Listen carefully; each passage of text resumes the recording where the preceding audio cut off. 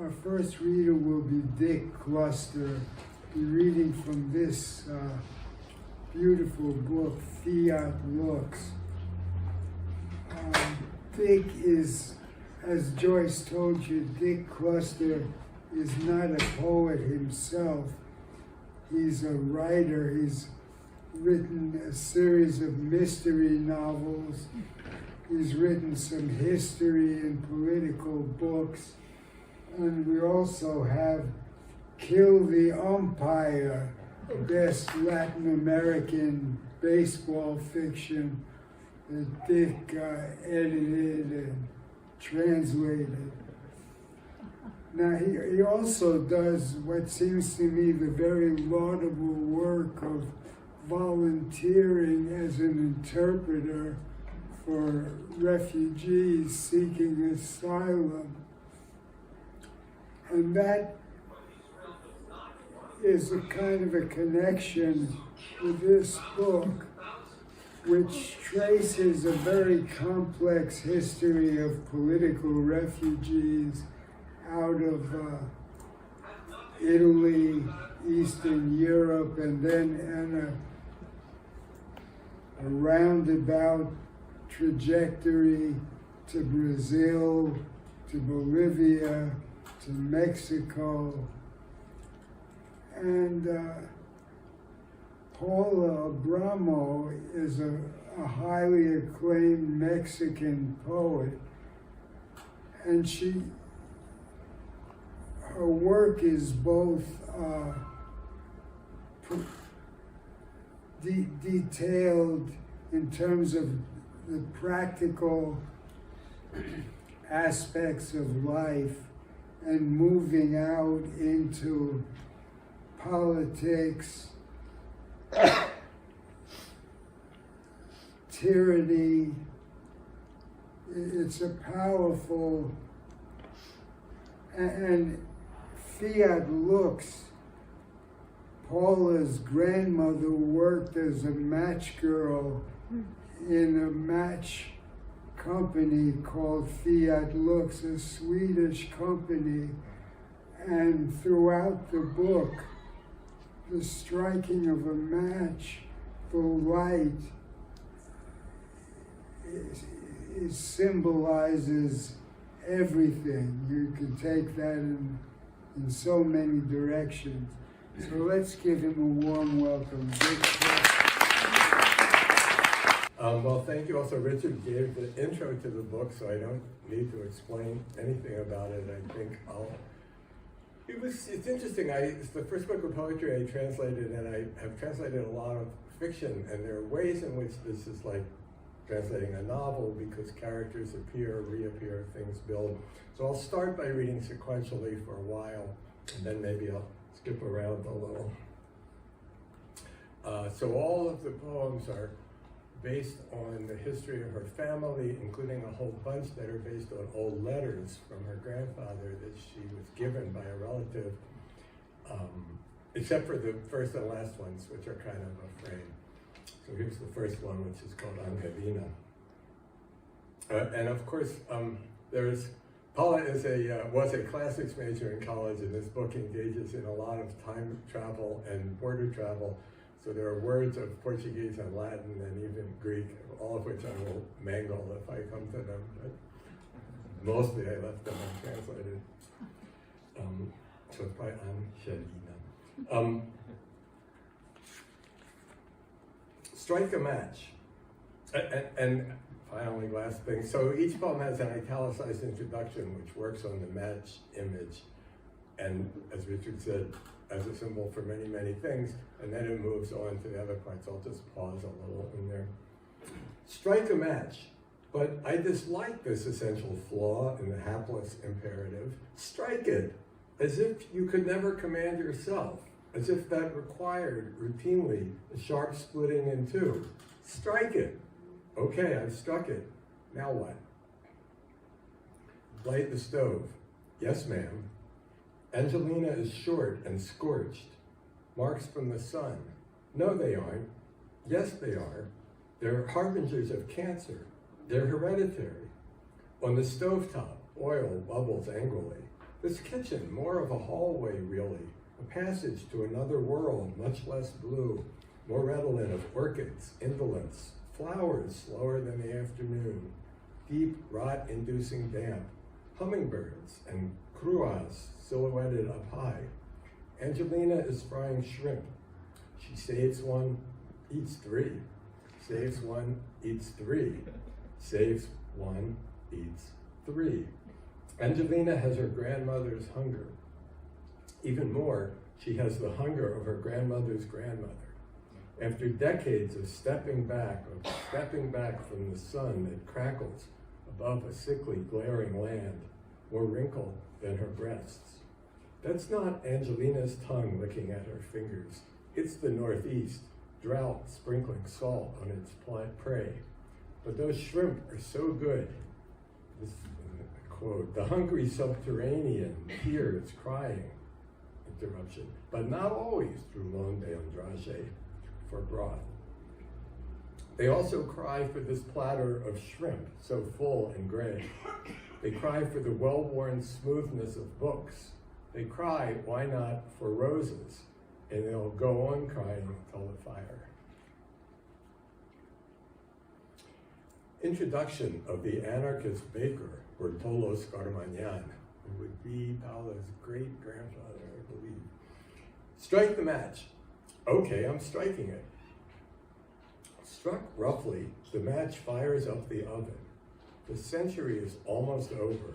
Just 5 hours left, give or take a few before dawn. The hour doesn't matter.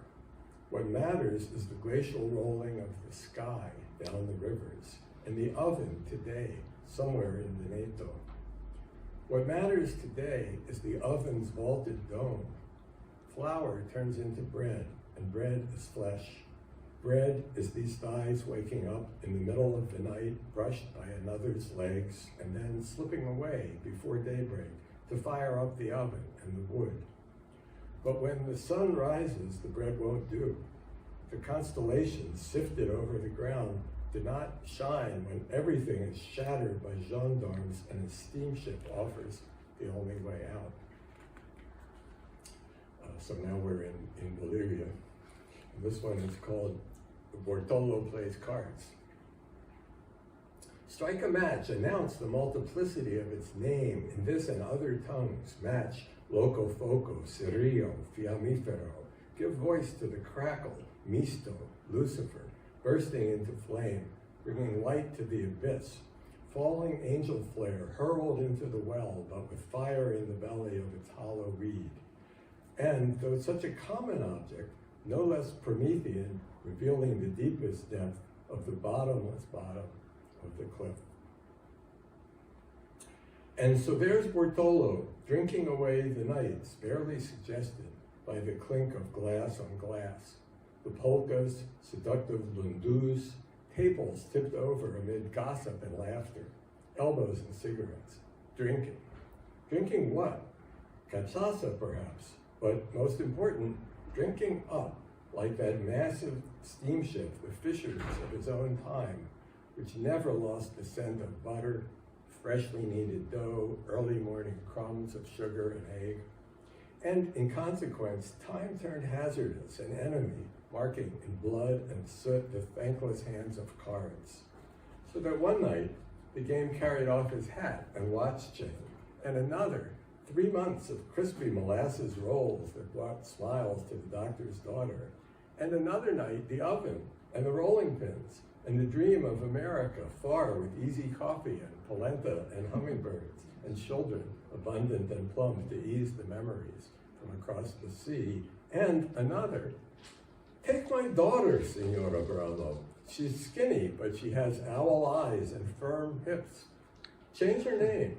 Take her, Senor Vincenzo, and make her very happy with your dry goods store. But then the store went broke just after the Great War, and in the yard a litter of children among clucking hens, old clothes, and high-sounding classical names. Children who never finished school, but nevertheless, when the old baker had gone blind, read to him from Kropotkin's books. And now going to another branch of the family tree, the Eastern European one. And this poem is called Rudolf Joseph Lauft, Magyar, imprisoned in Poland by the Red Army and won over to Bolshevism. No, but the cloud, look how big the cloud is wandering by. Weigh it in your hand, and you won't think about magnesium burning inside, the blue sphere, breaking slowly into pieces. Something very sharp runs through you. You're nothing but wires down the middle. Nothing but tiny, plentiful fingernails. Absurd, minimal, ridiculous, faint-hearted. You're such a tiny crumb that the cloud, better look at the cloud and think about it, because right now it's obvious, patent, confirmed, certain that a spark, the royal evanescent flame of a match, you can't. You're not worthy of lighting it. But if everything were reduced to zero, if the voltage dropped to zero, if the cables registered zero, if the trains carried nothing and the papers reported nothing, and 0 boxes of matches and 0 the output of the seamstresses, if the steel cogs fell silent in an instant and no walls or roofs were raised, not even a puff of factory smoke, suddenly, then beyond the shadow of the doubt, you'd understand. That's what they told you, Rudolph, or maybe not.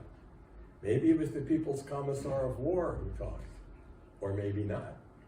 But surely you looked at the fists covered in eloquent welts from the cold, and you didn't feel hunger that day, full of the days to come, when you took up the war and the journey, and dressed in leather all black, everyone in black leather on that endless train, carrying so much weight, making so many shoes, and a newspaper too, all en route. 5 times around the world, 5.5 the distance traveled through snow and muck and storms. And all of you too, Rudolph, all of you went, all made one in a feverish, unstoppable stampede, armored comrades converting slime and fear into anthem and flame.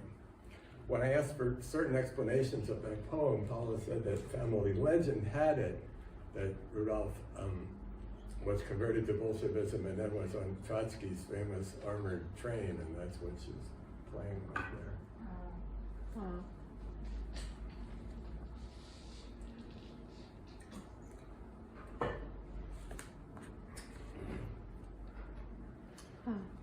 This one is called Requiem for the Mbaubas, trees. Permission to speak of hunger, that tasteless loudmouth. Hunger is no more, says the lawyer, Esquire, as he lights a cigarette that idly dies alongside a swivel chair that twirls, glassware, routines, fruits of polished perpetuity in a blue bowl. Why harp on that old matter?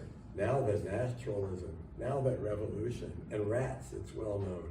It's been said often enough, and well enough. Hunger is démodé. Better to speak of love, much better. Permission to state that it brings cramps, that hunger spreads like leprosy in outbreaks of amber, in the middle of the night, in the middle of the day. Hunger, polyeidetic, variegated, iridescent, beyond its fearful retinue of skeletal cows and swollen children. Permission to speak of hunger without cramps, the gray hunger of time. To think of hunger, to say the word hunger with its mouth open, and then think of time, of books, of crustaceans of brilliant hues, and yes, of flowers too, and the space to portray their colorful disorder in another way. Pause. That's the second flower or roses reference, and I asked Paula at some point, like, is this a reference to the U.S., feminist labor song Bread and Roses? And she said, of course it is. Ants, thousands and thousands, billions, blackening the myrmecophytic, that means plagued with or living in symbiosis with ants, blackening the myrmecophytic trunk, piling into the knots, swarming along the gigantic leaves, the sparse gigantic leaves, superlative asterisks of Mbauba. Density of its wood, 0.02. Ideal for laminating, for slicing into the finest of shards, parallelepipeds. And so they fall, these trunks. They roll, never that tall, and therefore roll as if they had grown for this purpose, only for this. The fine layer of moss around the trunks is soaked with mud, and now, without asterisks, without ants, leaving mere stumps behind, they roll, mutilated cylinders, down to the creeks, where the next flood will sweep them toward the sea. And they go on rolling, waterborne, one atop the other, juxtaposed, the scales of some giant reptile, blending their perfumes with those of nobler hardwoods in the organic soup of the Amazon. Then they arrive at a place of men not necessarily muscular, but yes, shimmering, and of cranes and shivers of fear, as there always are. The trunks are loaded onto the truck, loaded onto the ship, set sail and travel south to Santos and other ports. This next poem is how I discovered the book. Paula is a prolific translator from Portuguese to Spanish. In Mexico, that's actually a day job, or at least for her. So I met her at a gathering of translators, actually, at the Banff International Translation Center, which Katie used to be co-director. Sorry. Paula, and one night we read some of our original work out loud, because most of the translators were also writers, and she read this poem in the original Spanish mixed with Latin and Portuguese, and I was like, wow, that is amazing, but I need to read it in order to understand it better. And then once I got the book, it was like, I need to translate it in order to understand it better. So here goes. In memory of Ana Stefania Lauf, Match Factory Girl. The word joy does not say leap into the middle of the puddle in full sun, does not say morning dip in the iris of your eye, jacaranda flowers above and below, does not say, look, there's the sea, doesn't sink its feet in the sand every so often, doesn't taste of the day's first sip of coffee. The word pain ought to be banned. Whoever writes pain has to clarify where and when and why and whether it radiates, stabs, cuts, reeks, or chafes inside or out, or both. Whether it emerges, for instance, in a crazed impulse to smash everything against the wall, or in barely perceptible nausea, or in the paralysis of a reptile suddenly aware of a cat. Otherwise, what is it? A calligraphic discharge of guilt, the easy justification of verse? On the other hand, the word match hits at something quick and fricative, 2 or 3 fingers clasped together. The word match hints at a tiny fire. But neither explains verbi gratia, that, and the earth was void. For God said, productos tradicionais da Companhia Fiat Lux, safety matches, mais de 20 anos fabricando and distributing matches throughout Brazil. And God said, the girl gets half, a minor's pay, minor O-R, a minor's pay, that's minor pay, and someday if she buckles down and springs for 2 years instruction, she can become a matchmaker's apprentice, not just anyone. And said, the brand Oyo, Pinheiro, and Beija Flor, proof against the humidity, de nossa clima traiçoeiro. And said, besides, she doesn't speak Portuguese, and the country she comes from, who knows whether it ever existed at all.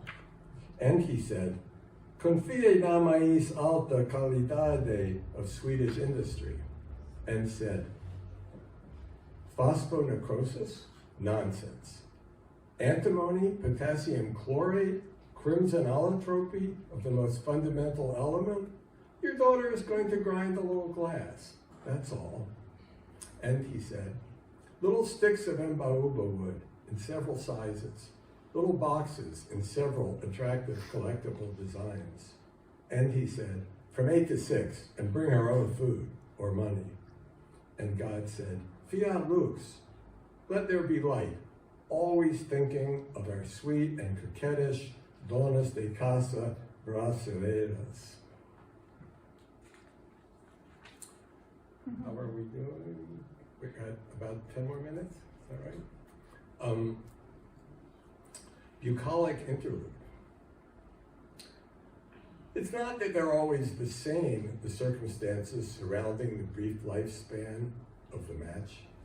The fingers that strike it come in many forms: left-handed, sinister, mutilated, sheathed in scent, calloused in a pattern that's always unique, that announces an occupation through a particular distinctive grime, ink, soil, grease, blood, but always more or less in a hurry, fingers firm, careless, or affected as they strike the match to make things happen.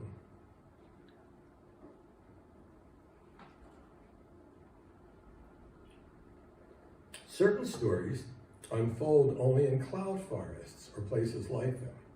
Farther to the south, where the Sierras don't amount to much, just hills, undulating, quasi-maternal, darkly lined with coffee trees.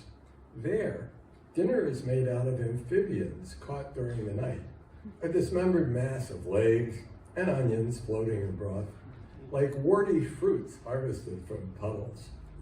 The tropics have certain charms, like the offspring of Hungarian immigrants who hunt frogs for soup made with coconut milk in a town with an unlikely name, Solimar, where pyramid church towers taste of Budapest, of Lugoj, of places glimpsed through the slits of an armored train.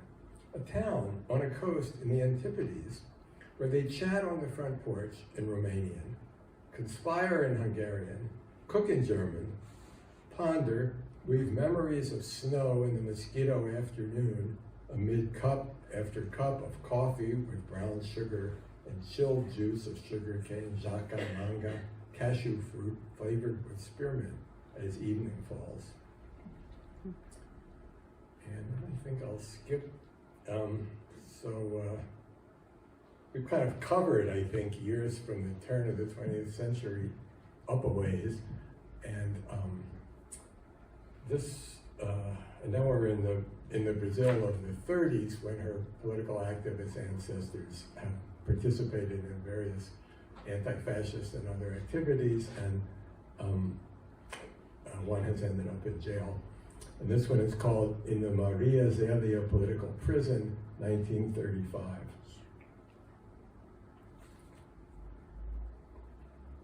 One purgatory beneath another purgatory, beneath a third that leads to a fourth. The city awakes dotted with sparrows. This city is presumably the city where the poet is living, right? Mexico City. The city awakes dotted with sparrows, nearsighted crawl from sparrow to sparrow. The last purgatory of the series sinks into another. No way at all to light a match.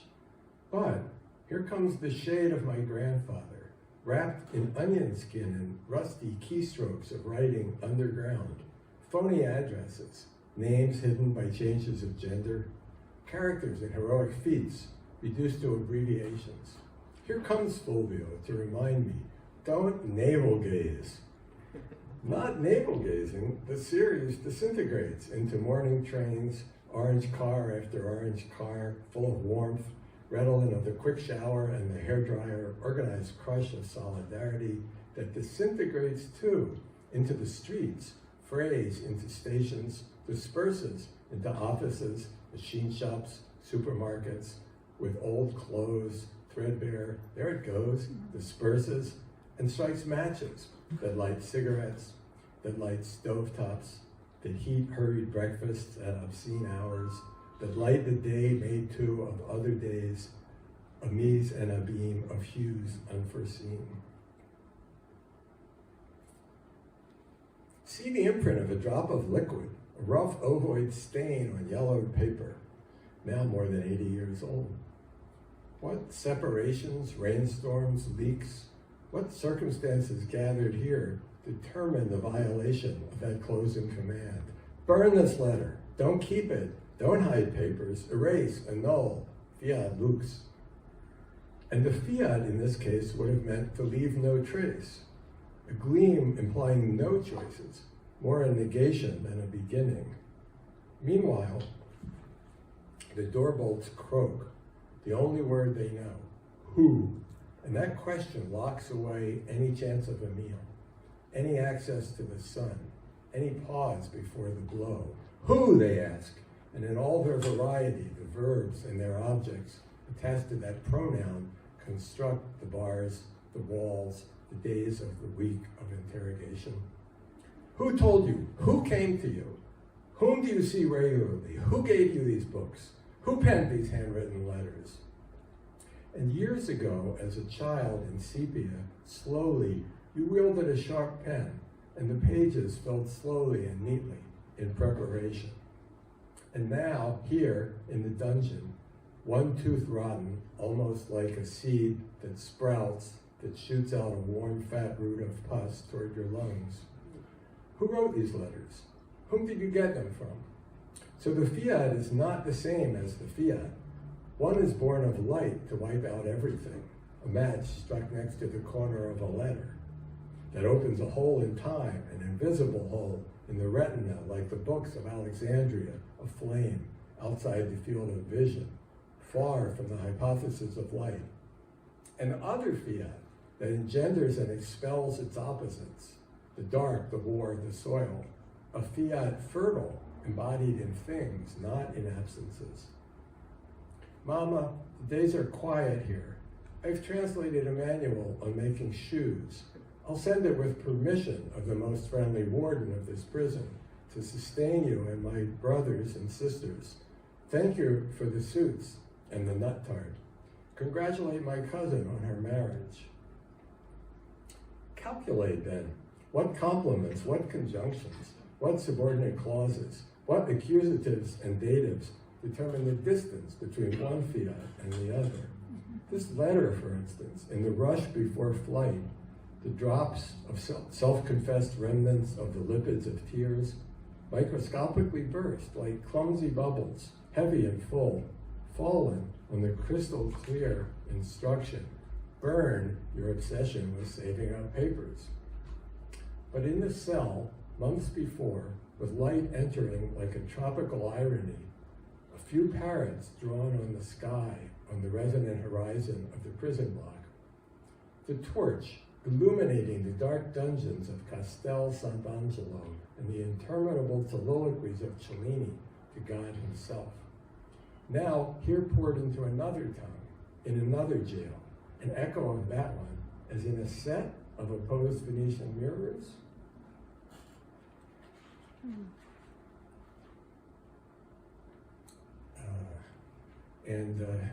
Here's Fulvio on his way, when he's going to Bolivia, and he's under an assumed name and is pretending to be an agronomist. Fulvio on the road to Chiquitos, Bolivia, 1935. And the sources say perishable instrument. They say rough surface required. They identify two types of matches, strike anywhere and safety, according to the degree to which they ignite their own body, gaunt and doomed. The classification does not say, but it does silently imply the harsh effects of phosphorus on the match worker's bones, and the healthy ones on the company's cash box. The small accidents of ignition in pockets that brush up against another body, whether that's a human one, or the counter of a bar, or a porch railing, a key ring, a bridge. But there are never enough categories to express the broad spectrum of uses of things that are ignited, things that come to an end or a beginning with the lighting of the match, or the ways a match can fail by absorbing a bit of the tropics and swelling up, hoarding its small seed of fire in the swamp. It was, he said, One step after another through a quagmire, he said, of 400 kilometers or more, all told and with enjambment. He said there were no nymphs on the surface of the swamp. Sorry, there were nymphs. Nymphs, flies, not nymphs, mythological creatures. He said there were nymphs on the surface of the swamp, clouds of nymphs emerging from their cocoons, and his 3 tubercular companions in the ox cart stuck in the mud. Not much room for the flow of discourse or adjectives beyond difficult and tubercular, augmented by the context that it was all about flight, fleeing along the Camino de Chiquitos in the Bolivian Chaco, without any news of what they left behind.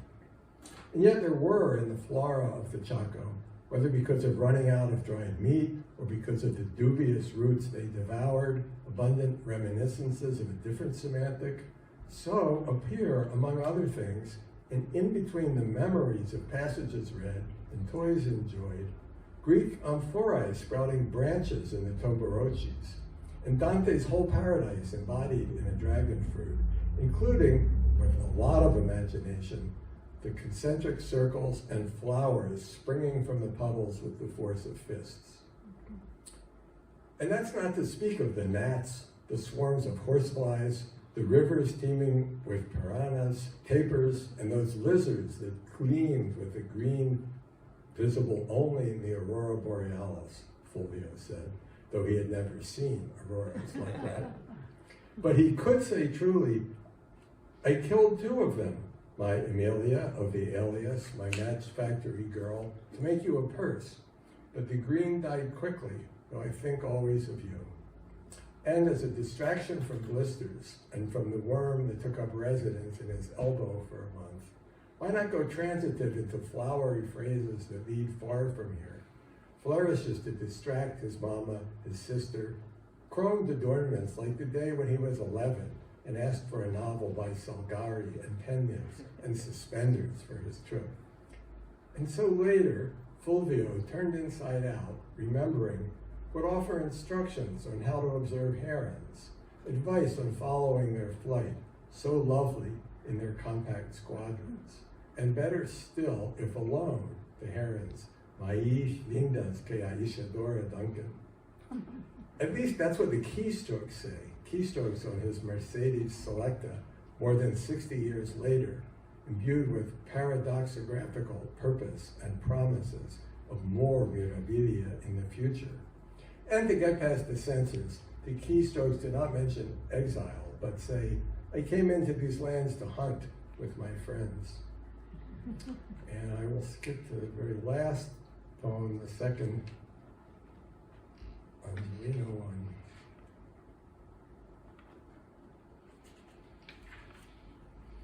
Strike a match. Si, senora. Angelina is short and she is fictional. The marks of the sun are indeed from the sun.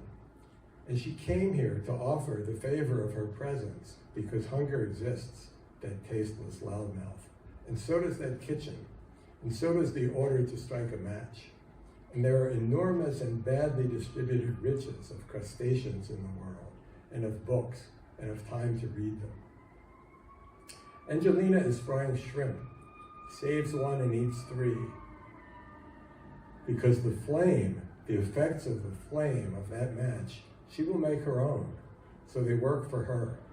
And within the minuscule borderline between an order and the fact of obeying it lie the cycles, the repetitions, the wars, the set of Venetian mirrors, where exploits and exiles and prison bars make sense only if they disturb the match's purpose. If seconds before lighting it, one chooses between compliance and disobedience, and the looks that fit the light there is, although small, is no longer the light of a match.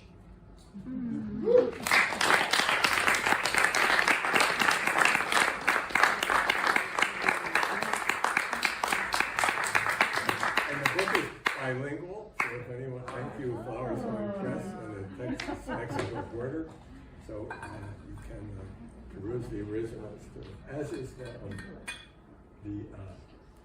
another book that's there, which we didn't talk about, but a book by the Cuban writer Ida Bog, called Ophelia. It's also bilingual.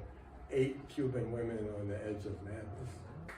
Our next reader is Lisa Bernstein, and her newest book has the beguiling title, God in Her Ruffled Dress. And it opens with a prelude, my God who is, the opening line, my God who is the bodies of all the men I've loved, and ends with a suggestion that God needs to be written, or that the poet needs to write it, or that Godhead is poetry, perhaps. Because the book is a powerful, continually surprising exploration of the basis of human power, love, music. Lisa is also a jazz singer. There's a section of jazz poems, Max Roach, Ella Fitzgerald, Billie Holiday, and many others. And it ends with a meeting of her own Jewish mother that seems to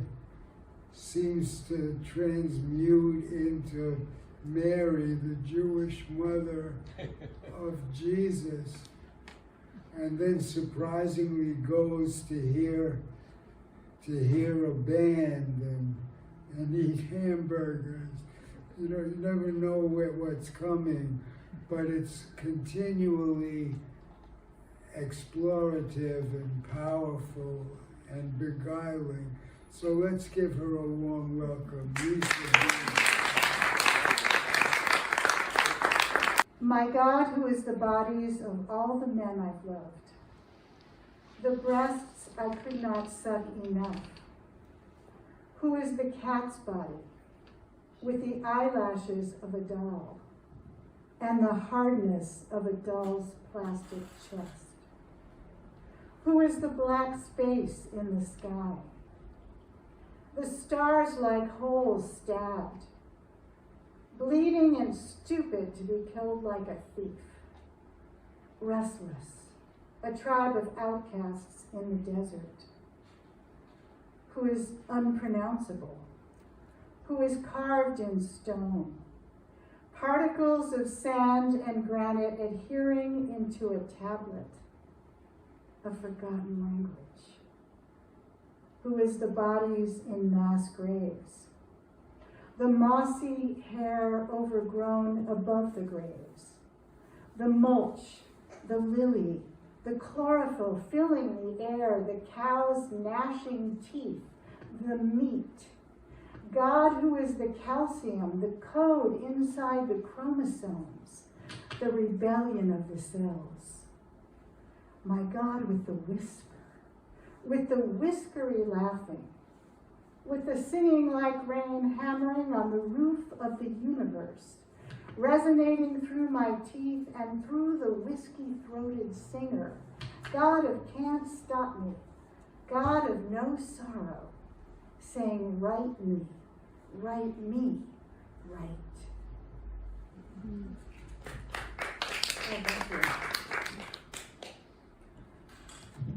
This is the most wavery looking one. This whole insulin shock. Dying again, and the blood secedes into my brain, which becomes a yellow globe, a red bulb on its ceiling, throbbing with some other life, a cell of stones, a man there waiting to be hung, looking out the window. This is just one instance. And when I return to my body, pressed tight, multicolored, alive, who can I tell? We all have our other endings. Today I can't laugh at them as God does. a ripe unfurling of yellow kernels from a corn cob, spiraling down, before me, after me, husking away each death.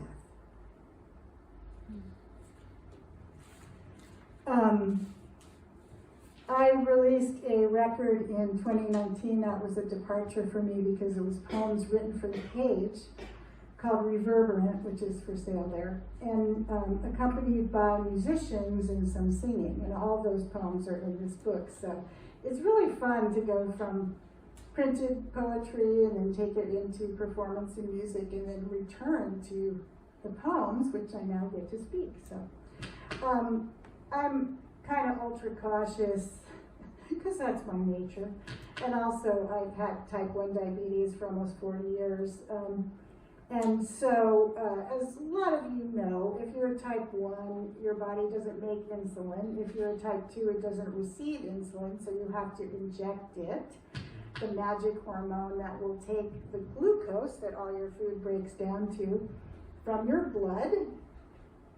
If you don't, you have high blood sugar to your cells. But sometimes you kind of overshoot, it's very hard to calculate, and then you have low blood sugar, so that's the state that inspired the previous poem. And diabetes has been a great teacher about spirit, body, mind, body interface, but also a giant pain in the ass if any of you have it. So this is another take, but you know, aren't most things in life really, both those things. So this is another take on the same state. The interesting thing about diabetes is that you are often dying, but not really. Knowing you can stop death this time with 3 tabs of glucose, like Christ administering a sacrament to himself, circumventing the whole gruesome crucifixion, the cradling in the arms of weeping women, the ascension, the distorted limbs, and all those who think you died for them. Instead, in the moment of low blood sugar shock, to enjoy the slow shredding of reality, which you have tried to avoid, but have not in the faulty mechanics of injected insulin, and to see that what blurs is not you, but the milk carton, the floor, the merely physical arbitrariness of the world as it melts, oddly pleasurable, separate from yourself, which is separate too from the adrenaline surging inside, yelling, hurry. And with practice, you have learned that you simply come back to life as the sugar dissolves down your throat and the blood pulses in your cells like fingers clicking on a distant keyboard. As you become aware of your solid bones and muscles impelling themselves into weight and stance like a table, as the bright message of the world gradually blossoms before you again, flickering in the calming 4 dimensions where there is air and leaves, other voices and lips, a place so much more multiple than one God's face, his mothered soul and remembered body, than even your own remembered body, which is so glad you have not abandoned it, but will use it again to walk into the resurrected kitchen light and eat.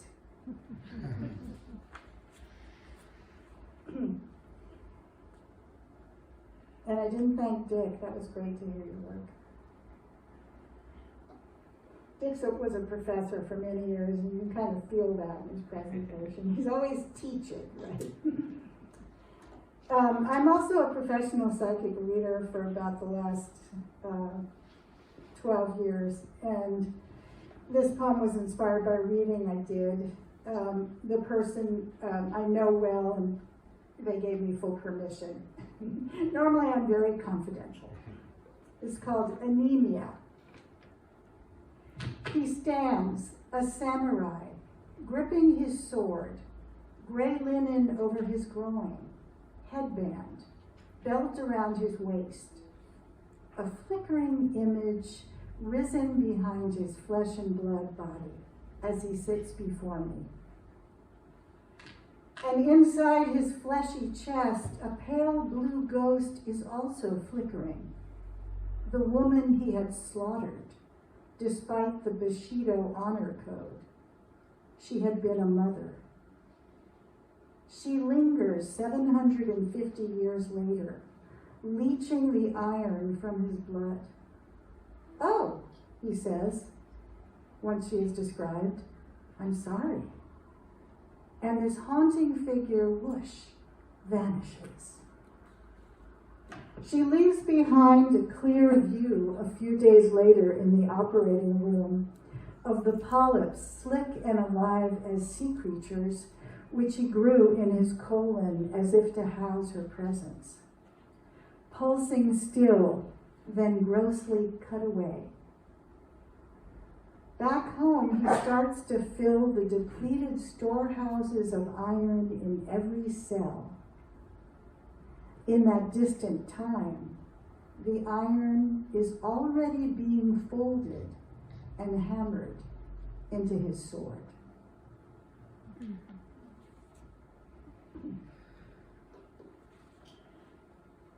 This is one of the music poems Richard referred to, called "Billy Goes Home" in the imagined voice of Billie Holiday.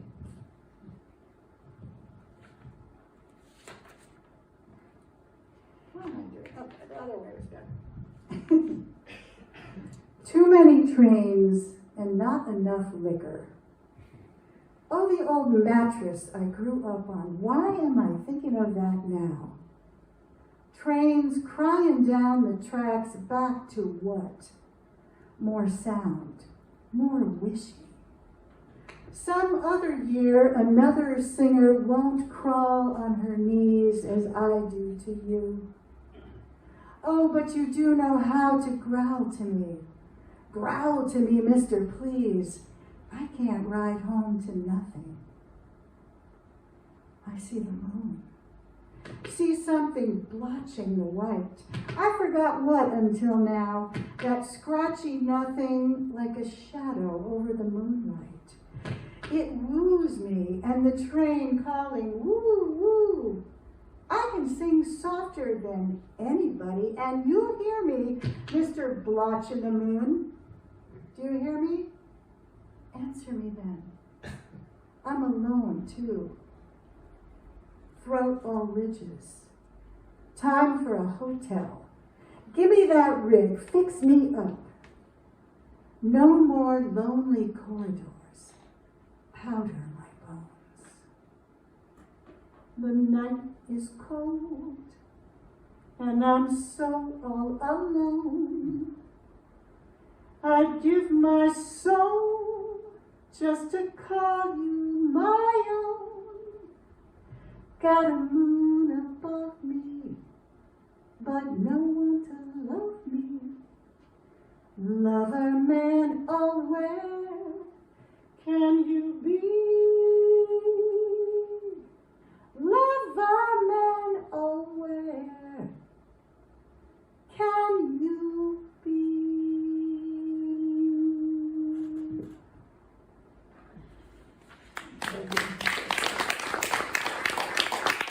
That's a verse from the jazz standard Lover Man, which was always associated with Billie Holiday and was part of the inspiration for the poem.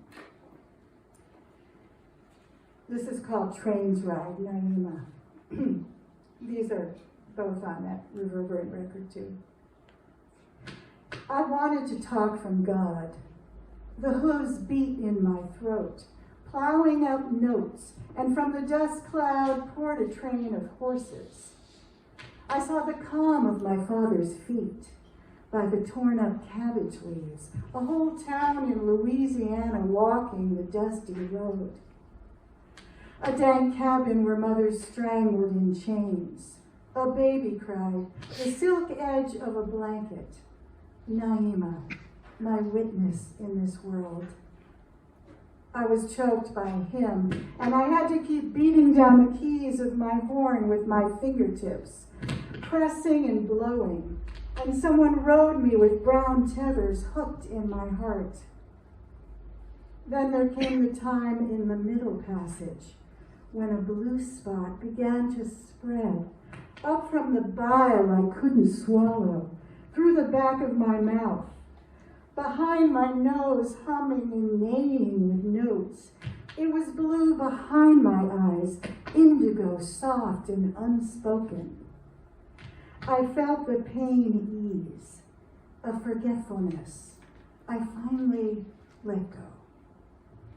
And it sang while I dismounted. It sang while I watched it wander.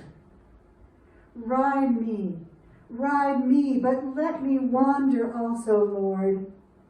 I'm not ready to ride on home. I'm not ready to ride on home. So the horse in this poem is intended to evoke kind of the neighing and riding nature of Coltrane's playing, and also to conjure slavery times, and also to represent, being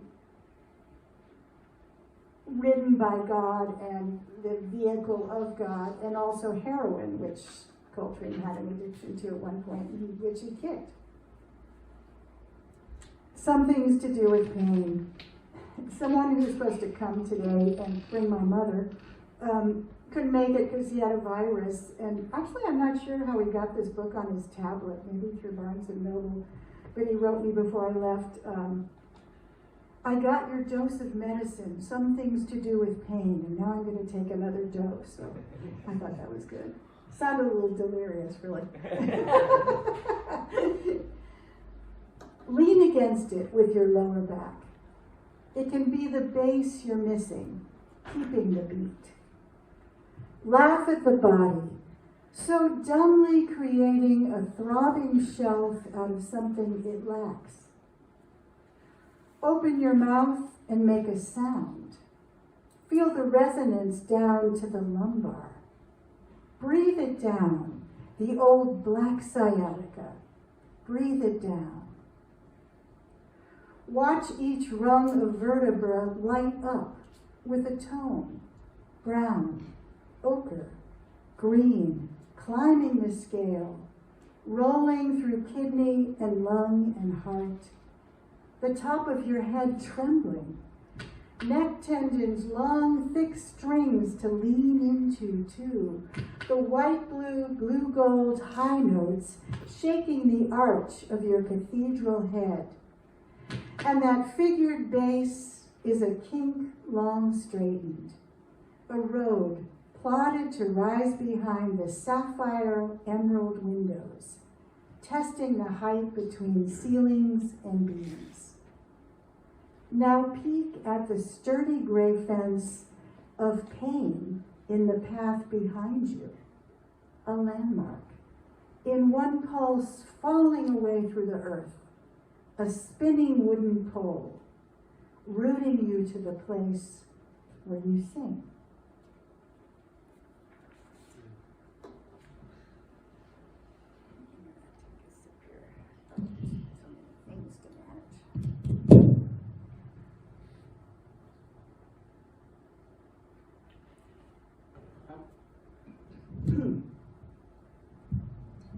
The middle section of the book was written when Trump was president. Boo. And also when I was in a Shakespeare group with some of the people here, and we were reading Richard III. So I particularly wanted to read it because the poem benefits from the feedback of Rick and Dick and Kate. Richard III with Cleanwell soap. I really liked this soap when I discovered it at Whole Foods because its prime ingredient as an antibacterial was thymus, and I thought that was really cool, but it went out of business. Let this new soap with its ancient oil of time spurt out onto the floor, then step on it. Walk through the murdered world and spread the melting foam, which, unlike time, the enemy, is proved to sanitize. May it swipe away the thrown gauntlets of the aggrieved, whom I now see with clearer eyes, the young king ever victim, vitriolic, who cut away the caring years that used to bind. The entrancing smile staring from Facebook of a man who enlaced his love in lies. Ah, what Richard III, pitiable warped monarch, has dredged up, pacing round me one more time, his mesmerizing rants echoing these self-lovers, and the head of our country spewing nightly on TV, until we all are trapped offspring of a murderous father. Sometimes we can only bend our heads and weep. I found this soap on the Whole Foods aisle, its essence recovered from antique times.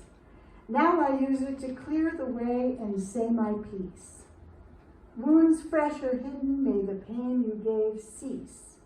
May the spewer's sound and fury, even breeding in memes, receive my glinting eyes, my staves, my sturdy, well-worded melody, till they dim in 5 dimensions and on shallow screens. Then the cast joins hands.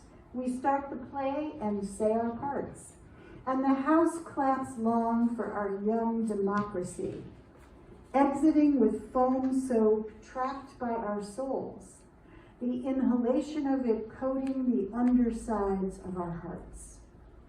Breathe it in. Seal the breaks from hauntful ghosts. True hope is swift and flies with swallows' wings. Kings it makes gods, and meaner creatures kings. What are your grievances? Unearth the antidotes. Medicines whirling to life like shimmering leaves. You guys recognize that? It's been a while. I'm just gonna read 3 more poems. This is called Apricots. It's a prose poem from the last section of the book. And it harkens back to that time I referred to earlier of Cupertino, which wasn't yet Silicon Valley, and how lush it was with orchards. And just going into the orchards as a preteen and a teen was like the most erotic experience you can imagine. The valley was ripe with peaches, pink Slurpees, apricot nectar poured from a can, its aluminum taste lingering on the tongue. Exhaust diffused into the branches, the heart-shaped leaves. She and her girlfriends talked about love, the scent of fruit, carbon monoxide, the unmoving dusty ridges, everywhere lit freeways and stores, the intangible sweetness, as if a tongue put into the afternoon air would slice an apricot in half. Her period was something no one wanted. She could taste it, the pulpy, thin juice of it unmentioned, one from the month, the mouth of the culture. Ache in the lower back meant no one's baby, unadvertised, a ragged gesture, an unclenching resulting in liquid, but not wounded, renewed. To open inward and pulse down, unlike a gorge or freeway when it flooded. Soaked into, disappearing, the menses hers to speak of, the one measure. Meanwhile, the guys eased into the driver's seats of their borrowed cars, revving the engine and fiddling with the radio dials. They sat inside a metal doll with no head or appendages, all viscera and compartments. She wanted to slide into it too, to play inside the chrome-covered, vinyl-sheathed body like the boys. Why couldn't she have both? the body and the object. Trace the fine blonde hairs on the haunch without surrendering the dashboard, the taste of rust, metal and wire cutting her gums. If she could disembowel the boy without pain, a sweetness so unreachable it had to be sliced from his gut, his concave belly tan and smooth like hers, to pare through the pulp into the pit, like when she bled every month, an excavation.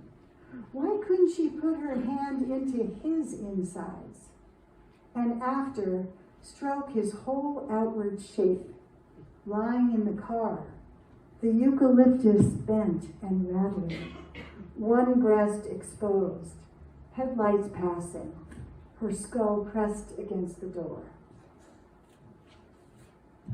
Sex and death. So my mom, who was reading this book about the next poem, she goes, "Oh, now this is the second poem in which you slice somebody open." Okay, I guess so. This is from a series of poems, not a long series, in which a mysterious god and a woman encounter each other. A god after hours watching her. This was actually inspired by living in the Mission District for quite a while. The woman is a bar of gold, and if you slit her skin along the center of each arm, down the flat of her thighs, the gold will break open like butter along her bones. She cannot be licked or cornered into the torment of touching, fevered and above herself, glowing with the liquid refrain of the tissue. Her muscular nuance unrepentant, she is already fucked by the knife point of being. El sexo, el amor incorrigible, el instanto de paradiso, says the Mission Theater marquee, flickering in the open doorway. The men standing before the poster of La Insatiable with their heads thrown back. Well, this woman is the bar of gold they desire, nervous on the bar stool in a striped blouse and jeans. At the edge of the doorway, where all bodies are in reach, she sits just outside the line of forgiveness, and the silhouettes waver between her and the ruby red room mirrored above her head. I wait until her third glass of gold rum before I let her see my face.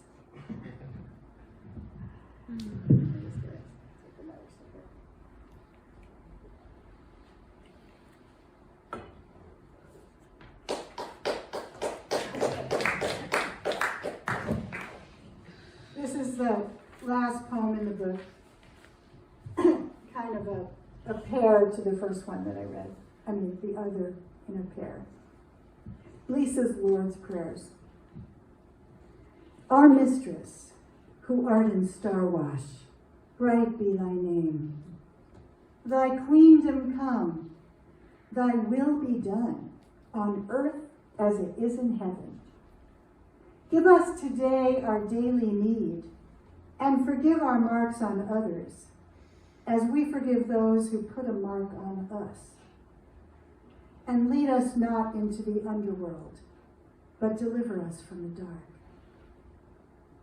Our Father, in the world's waters, glistening be thy net. Thy currents calm, thy steady arm extend over these oceans. Give us today the fish's flesh, and forgive our overtaking, as we forgive those who steal our catch.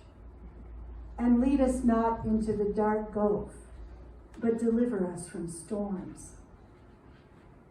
Our canopy arced over the universe, untouched be thy sheen.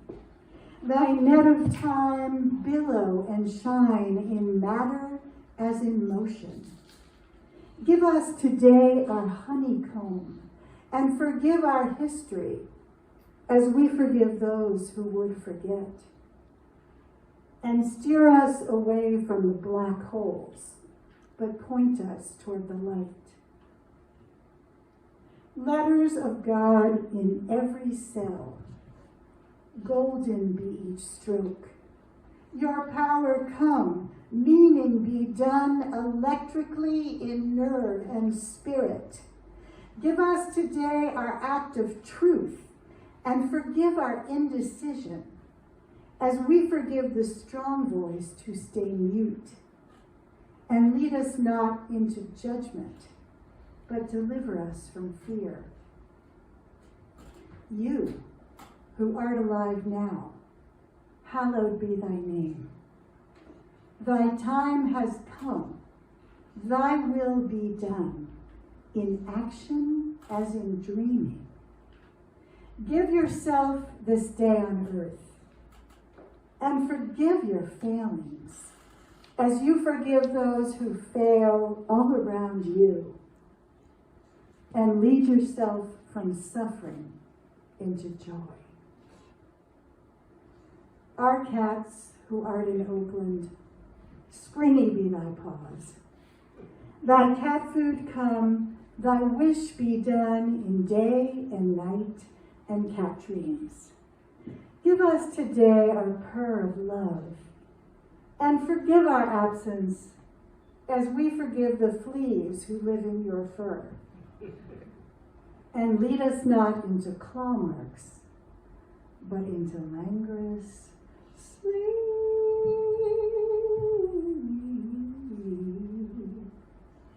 Oh yeah, where I might